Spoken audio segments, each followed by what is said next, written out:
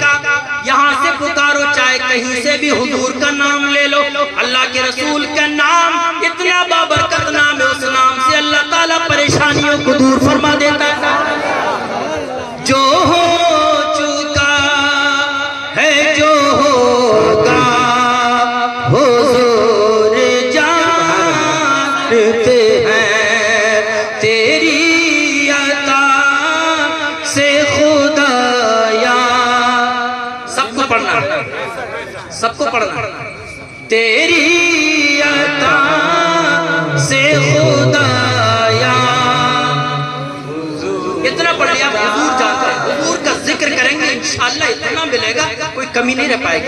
میں تمہیں کہتا ہوں اتنا دیا سرکار نے مجھ کو جتنی میری اوقات نہیں، اتنا دیا سرکار نے مجھ کو جتنی میری اوقات نہیں، ان کا کرم ہے بس ان کا کرم ہے، مجھ میں تو ایسی بات ہے۔ اللہ تعالیٰ آپ کو شاد و آباد رکھے، آپ کی روزیوں میں، کاروبار میں، گھروں میں، مکان میں خیر و برکت عطا فرمائے، جہاں سے بھی پکارو حضور کو پکارو، انشاءاللہ پکار کا جواب آپ کو سنائی نہیں دے گا، لیکن حضور سب جانتے ہیں۔ جو ہو چکا ہے جو ہوگا حضور جانتے ہیں، تیری عطا سے خدایا حضور جانتے ہیں۔ کیا تھک گئے آپ؟ اتنا نہیں پڑھ سکتے آپ؟ میرے کہنے پہ آپ پڑھ لی۔ علم غیب کے منکر خدا کو دیکھا ہے، تجھے بھی کہنا پڑے گا حضور جانتے ہیں۔ سرسا کے لوگ سلامت رہیں، اللہ آپ کو خوب خوش رکھے، شاد و آباد رکھے، اللہ آپ کے جلسے کے صدقے میں ہر مراد کو پوری فرمائے۔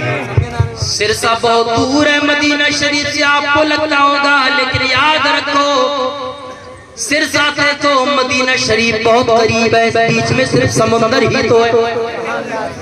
جنت تو مدینے سے بہت دور ہے، جنت کہاں پر ہے سرسا والو آج ذرا یاد کر لینا۔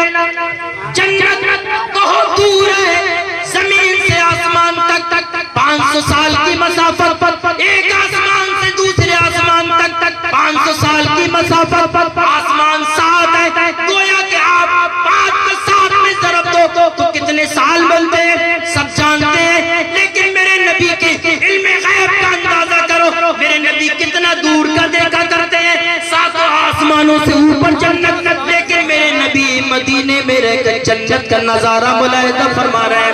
حضرت جعفر ابن ابو طالب جنگ موتا کے اندر شہید ہو رہے ہیں، اللہ تعالیٰ شہید کو شہادت کے بعد جنت عطا فرماتا ہے۔ حضرت جعفر ابن ابو طالب شہید ہونے کے بعد جنت میں چلے گئے، فرشتوں کے ساتھ جنت میں گھوم رہے ہیں۔ میرے نبی نے مدینے میں بیٹھ کر اپنے صحابہ کو بتا دیا، ارشاد فرمایا، لوگوں میں نے ابھی دیکھا کہ حضرت جعفر ابن ابو طالب شہادت کے ساتھ، شہادت کے بعد فرشتوں کے ساتھ جنت میں ٹہل رہے ہیں، جنت کے اندر پرواز کر رہے ہیں۔ اس لیے لوگوں جنت تو بہت دور ہے، لیکن سرسا مدینہ شریف سے دور نہیں ہے، بیچ میں صرف سمندر ہی تو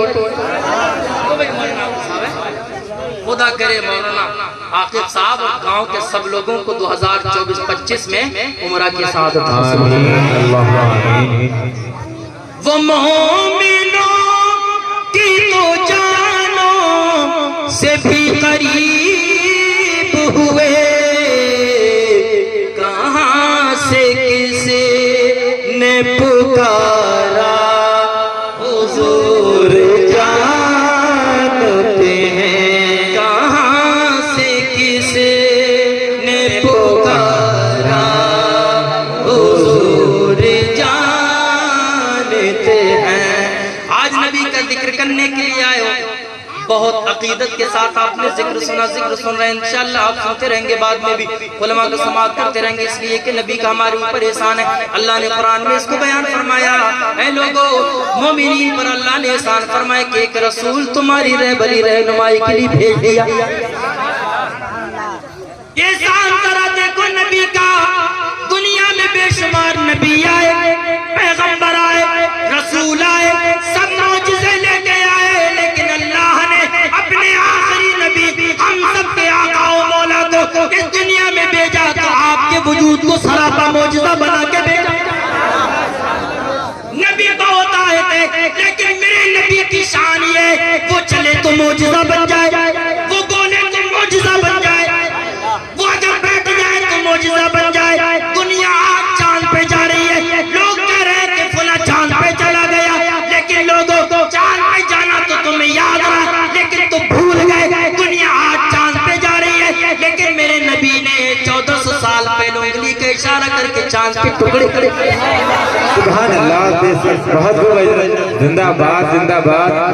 1400 سال پہلے چاند کے ٹکڑے کر دیے۔ ارے دنیا کو چاند پہ جانا یاد رہا، یہ کمال کی بات نظر آئی، لیکن کیا بھول گئے یہ کوئی کمال نہیں ہے کہ مدینے اور مکے میں رہ کر میرے نبی نے اتنے اوپر چاند کے اسی انگلی کے اشارے سے چاند کو 2 حصوں میں تقسیم کر دیا۔ سورج الٹے پاؤں پلٹے چاند اشارے سے ہو چاک، سورج الٹے پاؤں پلٹے چاند اشارے سے ہو چاک، اندھے نجدی دیکھ لے قدرت رسول اللہ کی، اندھے نجدی دیکھ لے قدرت رسول اللہ کی۔ ہمارے اس گاؤں کے ہندو بھائی اور مسلمان بھائی بہنیں، ہندو مسلم بھائی بہنیں بھی یہاں پر سن رہی ہیں، ہمارے نبی دنیا میں آئے تھے، وَمَا أَرْسَلْنَاكَ إِلَّا رَحْمَةً لِّلْعَالَمِينَ، اللہ نے اپنے محبوب کو سارے جہانوں کے لیے رحمت بنا کے بھیجا۔ وہ مسلمانوں کے لیے بھی رحمت، وہ ہمارے ہندو بھائیوں کے لیے بھی رحمت، یوں بھی مولانا سب کے لیے رحمت بن کے تشریف لائے۔ جب میرے آقا اس دنیا میں آئے تھے عورتوں کو کوئی پوچھنے والا نہیں تھا، آج اس یوم نسواں کے نام پر عورتوں کے حقوق کے متعلق یوم نسواں منایا جاتا ہے، چلڈرن ڈے منایا جاتا ہے اور مدرسہ ڈے منایا جاتا ہے۔ میں جو کہتا ہوں دنیا والوں کو یہ باتیں بہت دنوں کے بعد سمجھ میں آئی، میرے نبی نے بچوں کے حقوق کو 1400 سال پہلے بیان فرما دیا۔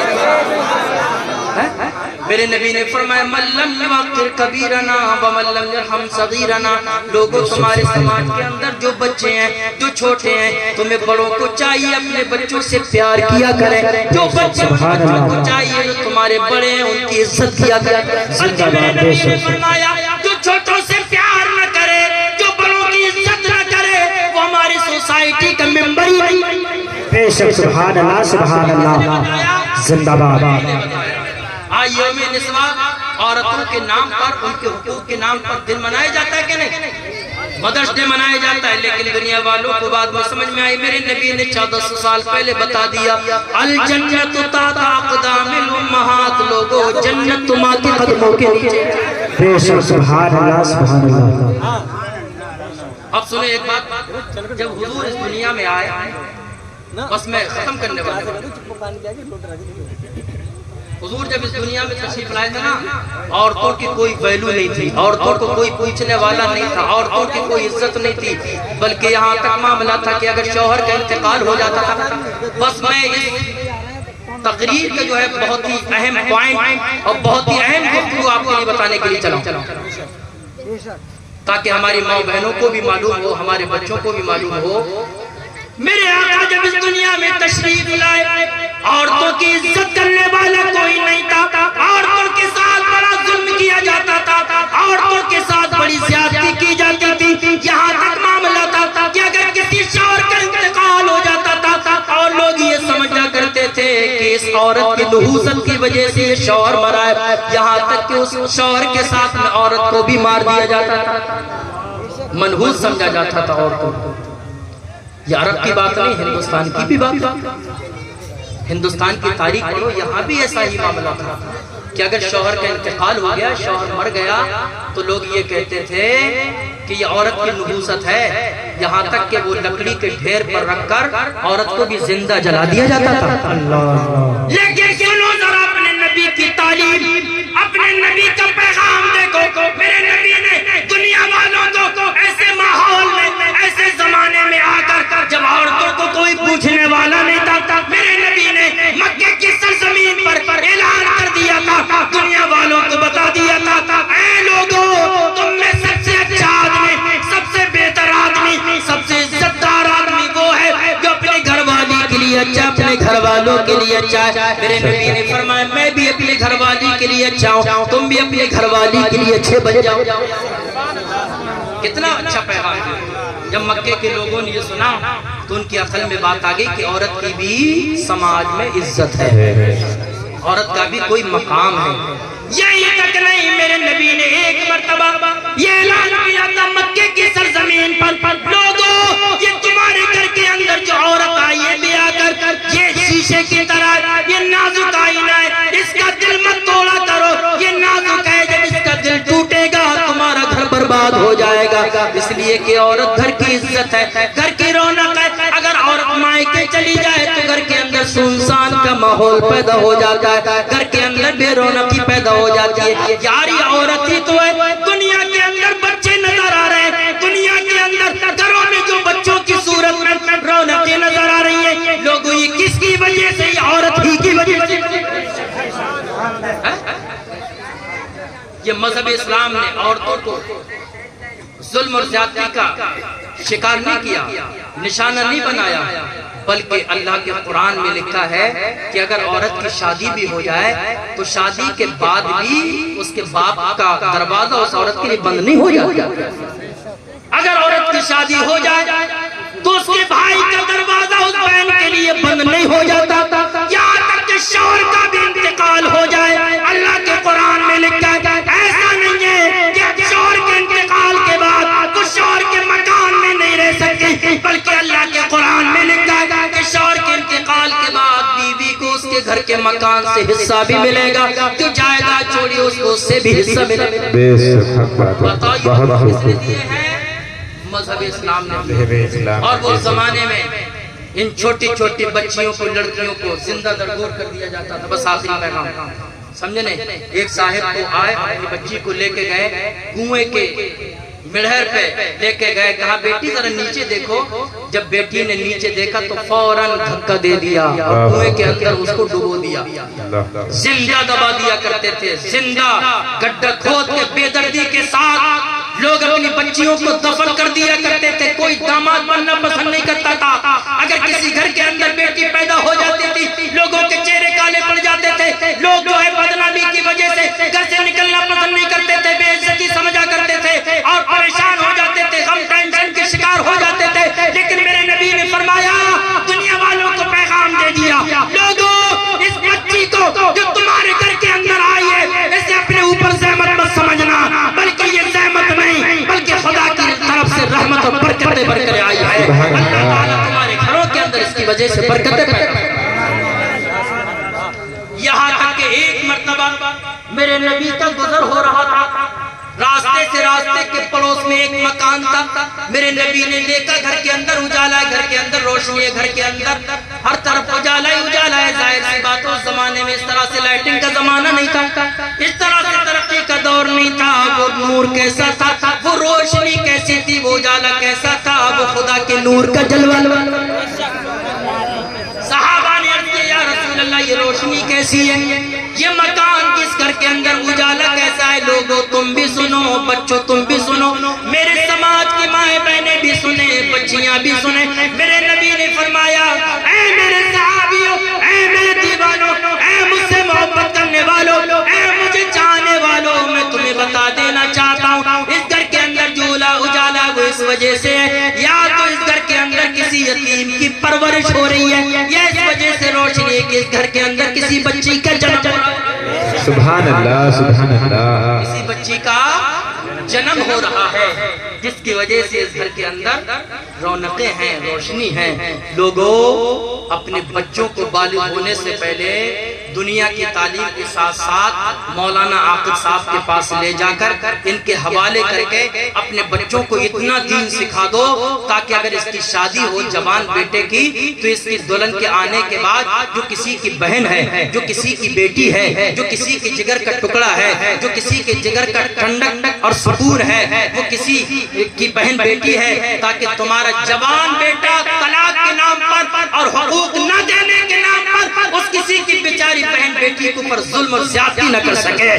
چھوٹی چھوٹی بچیوں کو اتنا دین سکھا دو، اتنا تعلیم دے دو دین کی، اور انہیں بتا دو تاکہ یہ نہ سمجھیں، بچیوں کے ذہن و دماغ میں، عورتوں کے خیال میں یہ بات نہ آئے کہ ہمیں مذہب اسلام نے بالکل پابند رکھ کر رکھا ہے، ہم پر ظلم کیا ہے، ہمیں حق نہیں دیا ہے۔ جب تم اپنی بچیوں کو دین سکھا دو گے تو انشاءاللہ تمہارے بچیوں کو پتہ چل جائے گا کہ ہمارے مذہب کے اندر ہماری بھی بہن ہے۔ نعرہ تکبیر، نعرہ رسالت، جشن عید میلاد النبی، جشن عید میلاد النبی، سرزمین سلطہ، سرزمین سلطہ، سرکار کی آمد، دلدار کی آمد، آقا کی آمد، سب جھوم کے بولے، لفتون کے بولے، نعرہ تکبیر، نعرہ رسالت۔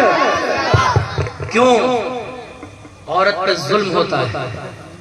لیکن یاد رکھو یہ ظلم اور زیادتی مذہب اسلام کی وجہ سے نہیں بلکہ ہماری نادانی کی وجہ سے، ہماری جہالت کی وجہ سے، ہمارے علم دین حاصل نہ کرنے کی وجہ سے ہے۔ جتنا بھی ظلم ہو رہا ہے، جب کسی عورت پہ زیادتی ہوتی ہے، کسی عورت پہ ظلم ہوتا ہے تو لوگ یہ سمجھتے ہیں شاید مذہب اسلام نے ظلم کی اجازت دی ہے۔ نہیں، مذہب اسلام تو کسی کے ساتھ ظلم اور زیادتی کی اجازت نہیں دیتا، سخت مخالف ہے ہمارا مذہب۔ کسی کا دل مت دکھاؤ، کسی کے دل کو ٹھیس مت پہنچاؤ۔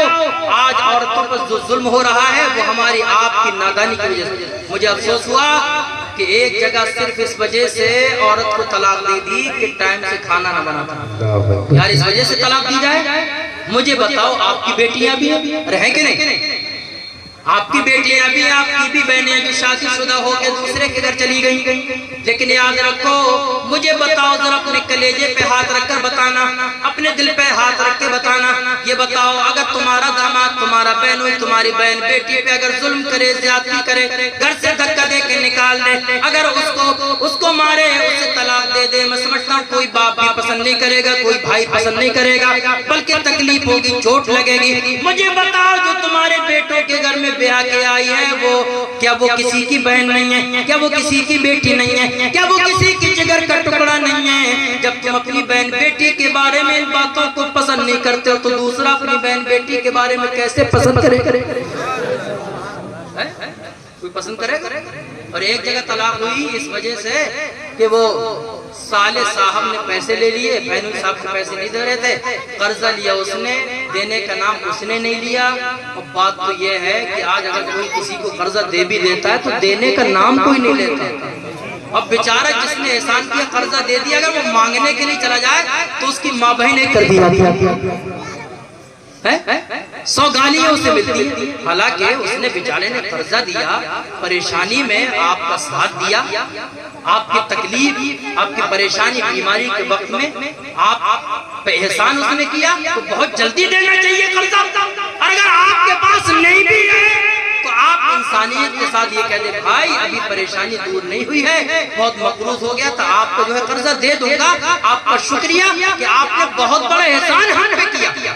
لیکن آج کا زمانہ ہے ہی نہیں ایسا، حرام کرنے پہ نیت ہے، دوسروں کا مال کھانے پہ نیت ہے، دوسروں کے مالوں پہ نظر ہے۔ یاد رکھو کسی کا مال ناجائز طریقے سے مت کھاؤ، کسی کا مال غصب مت کرو۔ حدیث کے اندر لکھا ہے 3-4 ہزار کی بات نہیں، 3-4 لاکھ کی بات نہیں، 3 کروڑ کی بات نہیں، بلکہ میرے نبی نے فرمایا جو 3 پیسے اگر کسی کے لے کے دنیا سے چلا گیا، موت آ گئی قیامت کے دن، اسے 3 پیسے کے بدلے میں اس کی 700 نمازیں جو اس نے جماعت کے ساتھ دنیا میں پڑھی تھی سب کے سب لے لی جائیں گے۔ ہم تو جمعے والے ہیں نا، عید بقرعید والے ہیں نا، الوداع جانے والے ہیں نا، سال میں ایک ہی بار نمبر آتا ہے، وہ بھی جو ایسی چلی جائیں گے. کتنے 3 پیسے لیں گے. 700 نماز جماعت کے ساتھ جو پڑھی ہوں گی وہ سب لے لی جائیں گی, آپ کسی کام نہیں آئیں گے, ہے نا. اس لیے دوسروں کا جو حق ہے اس کے حق کی ادائیگی میں بہت جلدی کیا کرو. اللہ کے رسول کی حدیث میں لکھا ہے. بڑا ماحول خراب ہے اور ان ساری باتوں سے مسلمان اور مذہب اسلام بدنام ہوتا ہے. سمجھے نہیں؟ آج جو دوریاں ہیں ہر جگہ جہاں دیکھوں, میں تو ابھی کئی جگہ گیا تقریر کرنے کے لیے, ہر جگہ مولانا حافظ صاحب میں بھی کئی جگہ تقریر کرنے کے لیے گیا تو ایک جگہ گاؤں میں جو ہے بڑی صاف صفائی تھی. میں نے کہا یہاں کا چیئرمین یا پردھان جو بھی ہوگا وہ بہت اچھا ہوگا, پڑھا لکھا ہوگا, صفائی ستھرائی کا نظام بہت اچھا ہے گاؤں کے اندر. تو میں نے تھوڑی سی تعریف کر دی. میں نے کہا گاؤں ہے لیکن گاؤں میں صفائی بہت ہے اور گاؤں میں لگ بہت اچھا رہا. ایسا نہیں لگ رہا کہ ہم گاؤں میں آئے. تو ایک صاحب کہنے لگے کہ صفائی گاؤں میں گلیوں میں تو بہت ہے, روڈ تو بہت صاف ہے, لیکن حضرت دعا کر دیں یہاں کے لوگوں کے دل بھی صاف ہو جائے. دل صاف ہو, دل صاف ہونا چاہیے, گلی بھی صاف ہونا چاہیے. صفائی کے نام پر آج ہماری حکومت کی طرف سے جگہ جگہ اتنے انتظامات دیے جا رہے ہیں, اتنے کرمچاری منتخب کر دیے گئے صفائی کرنے کے لیے, لیکن ہمارے گھر کے دروازے پہ اتنا کوڑا جمع ہے جس کی وجہ سے اسپتالوں میں اتنی بھیڑ لگی ہوئی ہے. اور زیادہ تر دیکھو, برا مت ماننا, ہمارے مسلمان بھائی سب سے زیادہ اسپتال میں نظر آ رہے ہیں. ہمارے نبی نے 1400 سال پہلے بتا دیا تھا النظافت نصف الایمان, صفائی ستھرائی رکھا کرو, بدن بھی صاف رکھو, کپڑے بھی صاف رکھو, گھر بھی صاف رکھو, گھر کا دروازہ بھی صاف رکھو, یہی تو ایمان کا آدھا ہے. تو دل صاف کرو گے کہ نہیں؟ اختلاف کرو گے, لڑائی کرو گے, پارٹی بندیاں کرو گے, ایک دوسرے کو چڑھانے کی بات کرو گے. آج تو معاملہ یہ ہے کہ اگر کوئی بات ہو جاتی تھی پنچایت لگتی تھی, آج کل کوئی کسی کو سمجھانے والا بھی نہیں. اگر کسی کا بیٹا شراب پینے لگے کوئی بھی اسے بتانے کے لیے تیار نہیں ہے. اگر کسی کے بیٹے کی غلط حرکتیں ہوں کوئی اسے سمجھانے والا نہیں ہے. بلکہ ہم نے تو یہ سنا ہے, لوگ یہ کہہ دیا کرتے ہیں ہمارا بچہ تھوڑی ہے, ہمارا بیٹا تھوڑی ہے, مر رہا تو مرنے دو, جا رہا تو جانے دو, بگڑ رہا تو بگڑنے دو. لیکن تم اس بات کو بھول گئے, تمہارے سماج کا آدمی تمہارے سماج کا بیٹا ہے, تمہارے گھر کا پڑوس کا بیٹا ہے. یاد رکھو تمہارے گھر کے قریب میں رہتا ہے, صحبت کا اثر بہت جلدی آتا ہے. آج یہ پڑوس کا لڑکا بگڑ رہا ہے, تمہارا بچہ جب اس کے ساتھ میں بیٹھے گا اٹھے گا تو کوئی دور نہیں ہے وہ دن کہ اس کی صحبت میں رہ کے تمہارا بیٹا بھی بگڑ جائے گا. سمجھ رہے ہیں؟ اس لیے سمجھا دیا وہ مانے یا نہ مانے, کیا پتہ آپ کو سمجھانے پہ اس کی دل کی دنیا بدل جائے. حضرت امیر المومنین فاروق اعظم فرماتے لا خیر فی قوم لیسوا بناصحین. لوگوں ذرا توجہ کے ساتھ آخری پیغام سنو. حضرت عمر فرماتے ہیں وہ قوم کبھی بھی اس کے دن اچھے نہیں آ سکتے, وہ قوم کبھی بھی اچھے راستے پر نہیں آ سکتی, وہ قوم کبھی بھی ترقی نہیں کر سکتی, وہ قوم کبھی بھی عروج اور بلندی کو نہیں پہنچ سکتی جس کے اندر کوئی کسی کو سمجھانے والا نہ ہو. کبھی بھی نہیں سدھر سکتے. اور آگے فرماتے ہیں لا خیر فی قوم لا یحبون الناصحین, کہ اگر کوئی کسی قوم لوگوں کے اندر سماج کے اندر کوئی اگر سمجھائے پھر اسے گالیاں ملے. مسجد کا امام اگر آپ کو تقریر میں بتائے سمجھے نہیں, پھر اسے گالیاں ملے, اسے پسند نہ کیا جائے. حضرت عمر فرماتے ہیں جہاں کے لوگ ایسے ہوں گے وہ قوم اس کے بھی کبھی بھی اچھے دن آ نہیں سکتے. ہم نے تو کئی جگہ سنا کہ مسجد کے امام صاحب نے اگر کسی سود خور کے خلاف تقریر کر دی, حالانکہ انہوں نے نبی کی حدیث بتائی, اللہ کے قرآن سے بیان کیا, تقریر کی, کسی کو نشانہ نہیں بنایا, بلکہ مسجد کے امام کا ایک ہی مقصد تھا. اس کا مقصد یہ تھا تاکہ میرے سماج کے لوگ, میرے محلے کے لوگ, میرے سارے مقتدی, میرے سارے گھر والے برے کاموں سے باز آ جائیں. یار لوگوں جتنا خیر خواہ مسجد کے امام ہوتا ہے, جتنی اچھی باتیں جمعے کی تقریر میں ایک دن میں, ایک گھنٹے میں, آدھے گھنٹے میں مسجد کے امام بتا دیتا ہے, تمہارے ابا اور اماں نے بھی اتنی اچھی باتیں تمہیں پورے مہینے میں نہیں بتائی. کیوں؟ کیونکہ ہمارے ماں کو جو ہے کام کرنے سے فرصت نہیں, کار چوبی کرنے سے فرصت نہیں, پڑوسن سے باتیں کرنے کی فرصت نہیں, پڑوسن کی غیبت اور چغلی سے فرصت نہیں.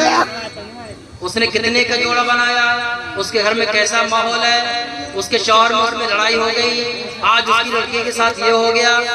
عورتوں کو بس یہی کام، برا ماننے کی بات نہیں، بات سچی بات تھوڑی کڑوی ہوتی ہے، اسی سے فرصت نہیں ہے تو اپنے بچوں کو دین کی باتیں کیا بتائیں گے، اچھی باتوں کی طرف رہنمائی کیا کریں گے۔ ہمارے بھائیوں کو کام کرنے سے فرصت نہیں، صبح کو چلے گئے دوڑ بھاگ کر کے کام کر کے، رات کو آئے تھکے ہارے سو گئے، پھر صبح کو چلے گئے، 24 گھنٹے گزر گیا، مہینہ گزر گیا، ہفتہ گزر گیا، سال گزر گئے، 2022 گزر گیا، 2023 بھی گزرنے والا ہے۔ ہم نے کبھی بھی اپنے بچوں کو، اپنے گھر والوں کو وہ باتیں نہیں بتائیں جو مسجد کے امام خطبے کے جمعے کے خطبے میں، جمعے کی تقریر میں آدھے گھنٹے میں نبی کی حدیثوں کو بتا کے آپ کو اچھا بنانے کی، آپ کو دیندار بنانے کی، آپ کو جو ہے جنتی بنانے کی کوشش کرتا ہے۔ بتاؤ بات سچی ہے کہ نہیں؟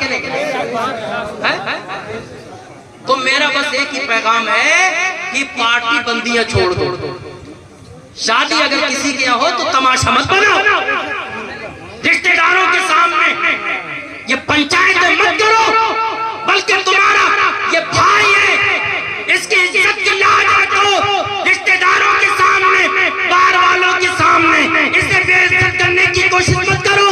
اگر کوئی بات ہے تو دل میں رکھو، بلکہ نبی کی تعلیم اور ان کا میسج تو یہ ہے کہ دل میں بھی نہیں رکھنا چاہیے، اس لیے کہ دل میں کینہ رکھتا ہے، حسد رکھتا ہے، جلن رکھتا ہے، دشمنی رکھتا ہے، اس کی نیکی ایسے برباد ہو جاتی ہے جیسے کہ آگ لکڑی کو کھا جاتی ہے۔ نعرہ تکبیر، نعرہ رسالت، نعرہ تکبیر، جشن عید میلاد النبی۔ پیچھے والے لوگوں کے ہاتھ کا جیبوں میں ہے۔ نعرہ تکبیر، نعرہ رسالت، جشن عید میلاد النبی، جشن عید میلاد النبی۔ سرکار کی آمد، سرکار کی آمد، دلدار کی آمد، مدنی کی آمد، مکہ کی آمد۔ سب جھوم کے بولو، گلے اونچا بولو، ہاتھوں کو لہرا کر بولو، سرکار کی آمد، دلدار کی آمد۔ سرزمین سرسا رضا ایکشن کمیٹی، رضا ایکشن کمیٹی، نعرہ تکبیر، نعرہ رسالت۔ تو یہ سب ہمارے اندر ہے کہ نہیں بات؟ یہ ساری برائیاں ختم کر دو، انشاءاللہ جلسہ کامیاب۔ اگر عمل نہیں کیا تو جتنا خرچہ کیا ہے 20,000 آپ نے اس میں خرچہ کر دیے، اور آپ نے اگر ان باتوں کو نظر انداز کر دیا، عمل نہیں کیا تو آپ کی محنت بالکل ہی بیکار۔ سیکھو ان جلسوں سے، بزرگوں نے بڑے بڑے دین کے کام کیے، کچھ لے کے جاؤ، پیغام لے کے جاؤ۔ اور بات تو یہ ہے کہ جب تک ہمارے کسی بھائی کی عزت کا جنازہ نہیں نکلے گا، جب تک اس کی بے عزتی نہیں ہوگی، پڑوسی کو اور ہمارے بھائیوں کو مزہ ہی نہیں آئے گا۔ مزہ تو تب آتا ہے جب دوسرے کی عزت کا جنازہ نکل جاتا ہے۔ یہ سب باتیں چھوڑ دو، یہ مسلمانوں کی، ایمان والوں کی شان نہیں ہے۔ میرے نبی فرماتے صحیح معنی میں مسلمان وہ ہے جو اپنے لیے وہی پسند کرے، جو اپنے لیے پسند کرے وہی اپنے مسلمان بھائی کے لیے بھی پسند کرے۔ سمجھے، خالی نماز پڑھنا عبادت تھوڑی ہے، خالی اسی سے جنت تھوڑی مل جائے گی، دوسروں کے حقوق کی بھی پرواہ کرو۔ اور یہ مت سمجھو کہ اگر کوئی بیمار ہو گیا تو میں تو اسے دیکھنے کے لیے جاؤں گا، یہ مجھے دیکھنے کے لیے نہیں آیا، میں کیوں جاؤں گا؟ میں کیا کمزور ہوں کسی سے؟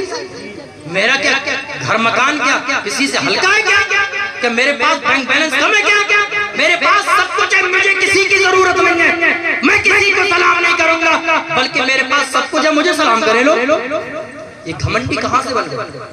گھمنڈ 1 منٹ میں جو ہے چکنچور ہو جاتا ہے گھمنڈ۔ دل کی حرکت بند ہو گئی، تیزی کے ساتھ چلی اچانک بند ہو گئی، ہاتھ پاؤں ہلنا بند ہو گئے، کہاں گیا غرور، کہاں گیا گھمنڈ؟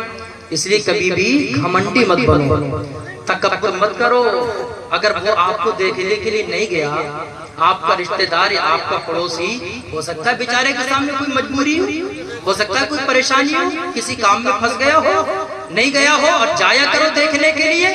سمجھے نہیں؟ میرے نبی کی حدیث ہے، آقا فرماتے ہیں کہ اگر کوئی مسلمان بیمار پڑ جاتا ہے، اگر کسی مسلمان کو تکلیف ہوتی ہے تو دوسرا مسلمان چل کے اس کی عادت کرنے کے لیے، دیکھنے کے لیے جاتا ہے۔ میرے نبی نے فرمایا جب وہ گھر سے نکلتا ہے تو 70,000 فرشتے اس کے لیے مغفرت کی دعا کیا کرتے ہیں۔ تو تم ماحول کے حساب سے چلو گے یا نبی کی حدیثوں کے حساب سے چلو گے؟ ماحول کے حساب سے مت چلو. اگر وہ بیچارہ نہیں بھی آیا تو تم چلے جاؤ. کہا چلو بھائی تم نہیں آئے تھے لیکن مجھے تو ثواب کمانا ہے, مجھے تو نیکیاں بڑھانا ہے, مجھے تو جنت میں جانا ہے. میں نے جس نبی کا کلمہ پڑھا ہے اس نبی کے نقش قدم اور ان کی حدیثوں پر عمل کر کے مجھے تیری عادت کے لیے آنا پڑا ہے. اور تم نے وہاں جانے کے بعد اگر وہ دعا پڑھ لی, اگر یاد نہیں ہے تو مولانا آصف صاحب سے یاد کر لینا. اگر تم نے وہ دعا پڑھ لی انشاءاللہ وہ جس کو دیکھنے کے لیے گئے ہو اس کو دیکھ کے دعا پڑھ لی تو اللہ تمہیں اس بیماری سے بچائے گا جس کو اللہ تعالیٰ نے اس بیماری میں اس سامنے والے سبحان اللہ سبحان اللہ. زندگی میں تم پہ وہ بیماری نہیں آئے گی. یہ عیادت کرنے کا اور مریضوں کو دیکھنے کا جانے کا یہ صلہ اللہ تعالیٰ اسے عطا فرمائے گا جو مریض کو دیکھنے کے لیے جاتا ہے.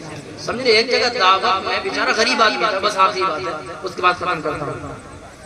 بیچارہ غریب آدمی تھا, اس نے تو جو ہے پورے محلے میں کھائی دعوت, شادیوں میں, نیازوں میں, لیکن جب اس کے گھر نمبر آیا تو بیچارہ بہت دنوں تک تو پریشان رہا, قرضہ ہو گیا بہت, تو پورے محلے والوں کی اس انداز میں دعوت نہیں کر پایا جیسے اس نے کھائی تھی. ایک ایک آدمی کی دعوت کر دی. یہ سب گزری ہوئی میں بتا رہا ہوں جو میں دیکھا ہے میں, سمجھے نہیں؟ تو معلوم ہے جب ایک ایک آدمی کی دعوت کر کے وہ بیچارہ آیا تو پوری بستی اکٹھی ہو گئی, پوری پنچایت اکٹھی ہو گئی, پوری بستی ایک طرف.